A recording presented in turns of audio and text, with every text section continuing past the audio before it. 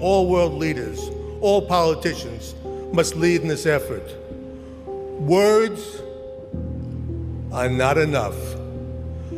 Political speeches are not enough. Laws must be passed, severe, tough, real laws that will put these hate mongers away in prison for a long time.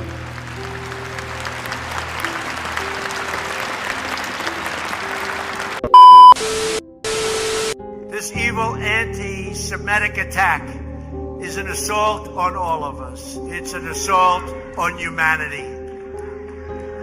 It will require all of us working together to extract the hateful poison of anti-Semitism from our world. This was an anti-Semitic attack at its worst. The scourge of anti-Semitism cannot be ignored, cannot be tolerated, and it cannot be allowed to continue. We can't allow it to continue. It must be confronted and condemned everywhere it rears its very ugly head. We must stand with our Jewish brothers and sisters to defeat anti-Semitism and vanquish the forces of hate. That's what it is. Through the centuries, the Jews have endured terrible persecution, and you know that. We've all read it, we've studied it. They've gone through a lot.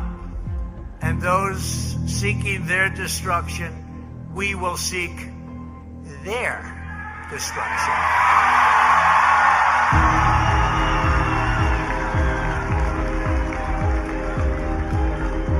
Now, when you have crimes like this, whether it's this one or another one or another group, we have to bring back the death penalty. They have to pay the ultimate price. They have to pay the ultimate price. They can't do this.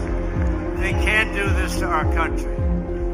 We must draw a line in the sand and say very strongly, never again.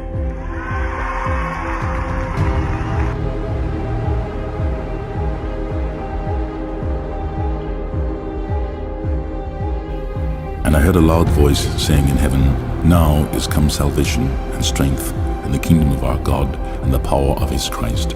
For the accuser of our brethren is cast down, which accused them before our God day and night. And they overcame him by the bond of the Lamb and by the word of their testimony, and they loved not their lives unto the death. Therefore rejoice, ye heavens, and ye that dwell in them. Woe to the inhabitants of the earth and of the sea. For the devil is come down unto you, having great wrath, because he knoweth that he hath but a short time. But before all these, they shall lay their hands on you, and persecute you, delivering you up to the synagogues, and into prisons, being brought before kings and rulers for my name's sake. And it shall turn to you for a testimony. Settle it therefore in your hearts, not to meditate before what ye shall answer.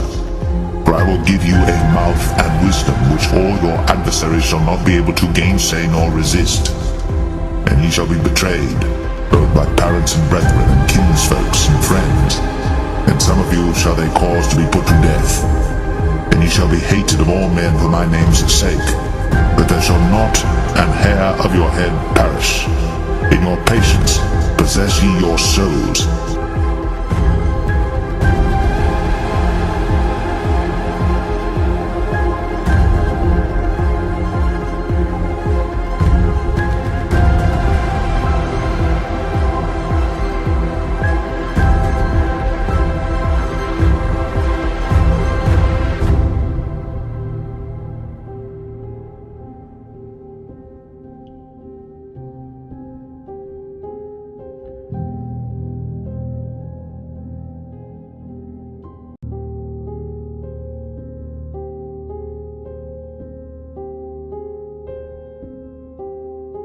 The breaking news leading with unconfirmed reports of a smallpox outbreak is a highly rehearsed scenario. These are the words that the Lord spake concerning Israel and concerning Judah.